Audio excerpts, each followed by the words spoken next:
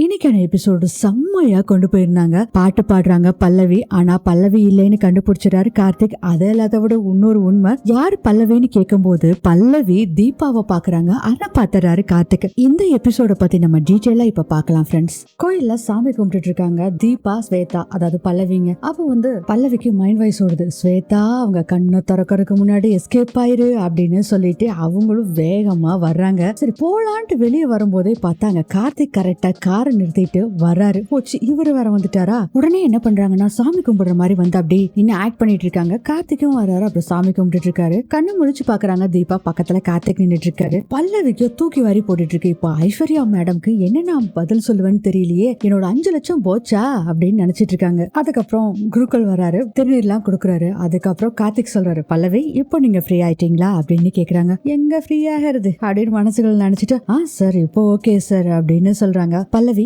இந்தாங்க பல்லவி அப்படின்னு ஒரு கவர் கொடுக்குறாங்க. என்ன சார் அப்படிங்கிறாங்க. இது நீங்க பாட போடுறதுக்கான அட்வான்ஸ் 1 லட்சம் ரூபாய் இதுல இருக்கு. உங்க பேங்க் டீடைல்ஸ் தந்தீங்கன்னா நான் 9 லட்சம் ரூபாவை அனுப்பிச்சு விட்டுருவேன் அப்படின்னு சொல்றாரு. ஆஹா, அவங்க கொடுக்கறதோ 5 லட்சம் சொன்னாங்க, இவரு 9 லட்சம், மொத்தம் 10 லட்சம். ஐயோ, பேங்க் டீடைல்ஸ் கொடுத்தோம்னா என்னோட உண்மையான பேரு எல்லாம் தெரிஞ்சிருமே, என்ன பண்றது அப்படின்னு யோசனை பண்ணிட்டு இருக்காங்க. ஆஹா, நான் பல்லவி இல்லைன்னு தெரிஞ்சு போயிருமே, என்ன பண்றது அப்படின்னு யோசனை பண்றாங்க. அப்புறம் சார் எதுக்கு சார் இதெல்லாம் அப்படின்னு சொல்றாங்க பல்லவி. அதுக்கு கார்த்திக் சொல்றாரு, நான் தான் உங்ககிட்ட சொன்னேன்ல, உங்களுக்கு சேர வேண்டிய நியாயமான காசை உங்களுக்கு கொடுப்பேன்னு சொன்னேன்ல. ஆக்சுவலா ரெக்கார்டிங் முடிஞ்சு உங்களுக்கு கொடுக்கலாம்னு நினைச்சிட்டு இருந்தேன், ஆனா கோயில் வந்தனால கோயிலே கொடுத்துடலான்னு முடிவு பண்ணிட்டேன் அப்படின்னு கார்த்திக் சொல்றாரு. சரி இந்தாங்க அப்படின்னு சொல்லி இந்த 1 லட்சம் ரூபாய் கொடுக்குறாங்க. கார்த்திக் அதை வாங்கிக்கிறாரு. பல்லவி முறைச்சு பார்த்துட்டு இருக்காங்க. தீபா, ஏய் உன்ன மாதிரி பாடிட்டா நீயும் தாண்டி எஸ்கேப் ஆவ, எதுக்கு நீ முறைச்சு பார்த்துட்டு இருக்க அப்படிங்கிற மாதிரி பார்த்துட்டு இருக்காங்க பல்லவி. அதுக்கப்புறம் ஆபீஸ்க்கு வந்துடுறாங்க 3 பேரும். ஸ்னேகா வர்றாங்க. ஸ்னேகா கிட்ட எங்க ராஜா அப்படின்னு கேக்குறாங்க. சார்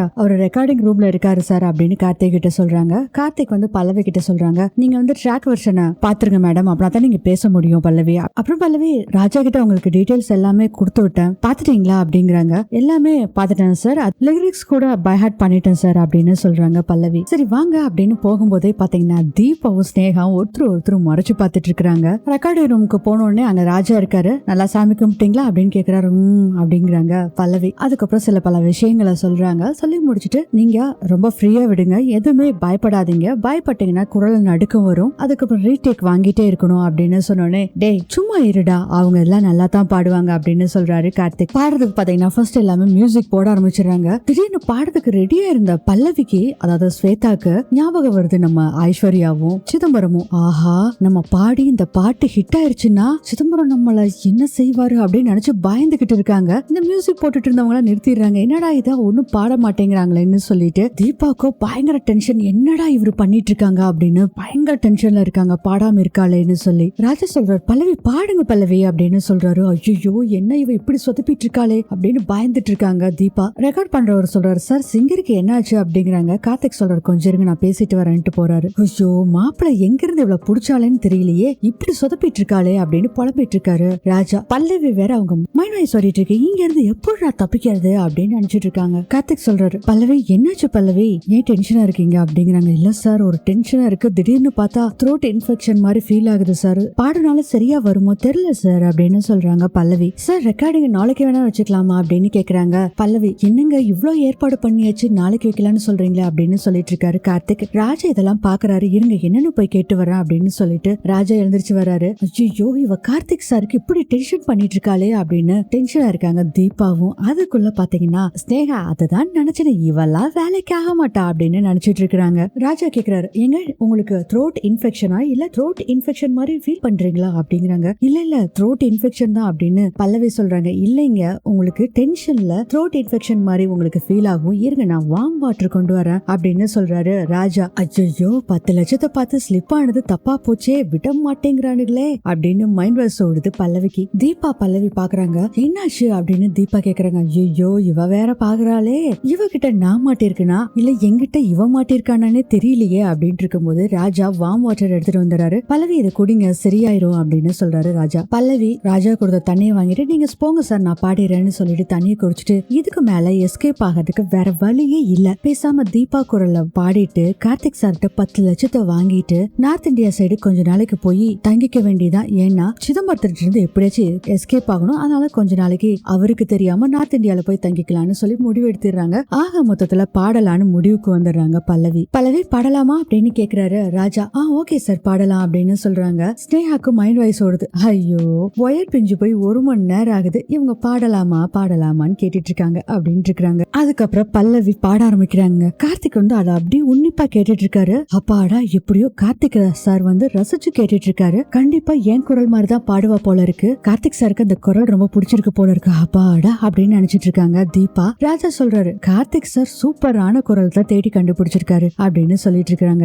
கார்த்திக் பாட்டு கேட்டுட்டு இருக்காரு. திடீர்னு பார்த்தா கார்த்திக் அங்க இருந்து போறாருங்க. ஐயோ சார் என்ன கண்டுபிடிச்சிட்டாரா அப்படின்னு பயந்துட்டு இருக்காங்க தீபா. ஏன் மாப்பிள்ள என்னடா நீ பாட்டுல போற அப்படின்னு சொல்றாரு ராஜா. அதெல்லாம் கேட்காம கார்த்திக் போறாரு. இவங்க பாட்டை நிறுத்துங்க அப்படின்னு கார்த்திக் வந்து சொன்னோன்னு எல்லாருமே ஓடி வர்றாங்க. ராஜா சொல்றாரு என்னாச்சு மாப்பிள்ள, பாட்டு நல்லா தானே இருந்தது அப்படின்னு சொல்லும் போதே கார்த்திக் சொல்றாரு பல்லவியை பார்த்து யார் நீ சார் அப்படிங்கிறாங்க பல்லவி. உன் பேர் என்ன? யார் நீ, உன் பேர் என்ன நான் கேட்டேன் அப்படிங்கிறாரு கார்த்திக். இங்க பாரு என் டைமை வேஸ்ட் பண்ணது போதும், மரியாதை சொல்லிடு யார் நீ. டே மாப்பிள்ள என்ன மாப்பிள்ள பேசிட்டு இருக்க அப்படின்னு சொல்றாரு ராஜா. டே இந்த பொண்ணு பல்லவி இல்லடா, பல்லவி வாய்ஸ் மாதிரி குரலை மாத்தி மிமிக்ரி பண்ணிட்டு இருக்கா அப்படின்னு சொல்றாரு கார்த்திக். என்ன மாப்பிள்ள சொல்ற மிமிக்ரியா அப்படிங்கிற ராஜா. ஆமாண்டா பல்லவியோட வாய்ஸே இல்ல, பல்லவியோட வாய்ஸ கேட்டு இவ பிராக்டிஸ் பண்ணிட்டு வந்து இங்க மிமிக்ரி பண்ணிட்டு இருக்கா அப்படின்னு சொல்றாரு கார்த்திக். என்ன மாப்பிள்ள நீ சொல்லிட்டு இருக்கா அப்படிங்கிற ராஜா. டே ஒரிஜினல் பிளேபேக் சிங்கர் மாதிரி ஸ்டேஜ்ல பாடுறவங்க எத்தனையோ பேர் இருக்காங்க, அவங்க எல்லாருமே ஒரிஜினல் சிங்கர் ஆயிருவாங்களா? உனக்கு அந்த வித்தியாசத்தை கண்டுபிடிக்க தெரியும்ல, அதே மாதிரிதான் இதுவும். இவ பல்லவி இல்ல பல்லவி மாறி அப்படின்னு கார்த்திக் சொல்றாரு. தீபாக்கு என்ன பண்றதுன்னு தெரியல, செம்ம டென்ஷன் ஆயிடுறாங்க தீபாவும். பல்லவி சொல்றாங்க சார் நான் தான் சார் பல்லவி, த்ரோட் இன்ஃபெக்ஷன்னால உங்களுக்கு என்னோட குரல் வித்தியாசமா தெரியுது போல இருக்கு அப்படின்னு சொல்றாங்க. இங்க பாரு மரியாதையா உண்மை சொல்லிடு யார் நீ. நீ உண்மையை சொல்லிட்டேன்னா நான் மன்னிச்சு விட்டுருவேன், இல்ல பொய் சொல்லி என்னை ஏமாத்தலான்னு மட்டும் நினைச்சேன்னு வச்சுக்கோ,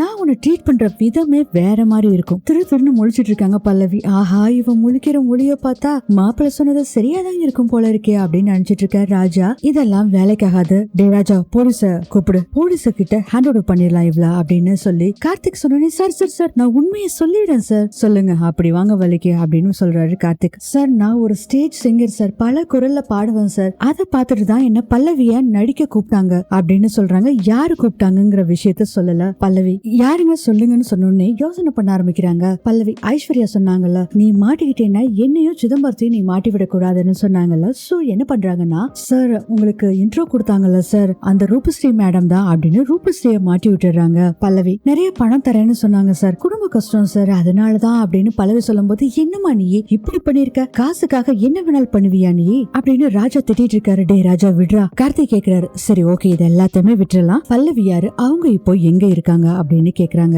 இதை கேட்டோன்னே தீபாவுக்கு பயங்கர டென்ஷன் ஆயிருது, நம்ம பேரை சொல்லிடுவாளோ அப்படின்னு டென்ஷன்ல இருக்காங்க தீபா. பல்லவி வந்து நேரா நம்ம தீபாவை தான் பாத்துட்டு இருக்காங்க. ஐயோ கடவுளே கார்த்திக் சார் என்ன பத்தி தான் விசாரிக்கிறாரு, நான் இப்போ என்ன பண்ணுவேன் அப்படின்னு பயங்கர டென்ஷன்ல இருக்காங்க தீபா. சொல்லிடாதா அப்படிங்கிற மாதிரி தலையாட்டிட்டு இருக்காங்க தீபா. பல்லவி தீபாவை பாத்துட்டு இருக்காங்க. கார்த்திக் வந்து அதை கவனிக்கிறாருங்க. கார்த்திக் அப்படியே தீபாவை திரும்பி பாக்குறாரு. இதோட இந்த எபிசோட் முடியுது.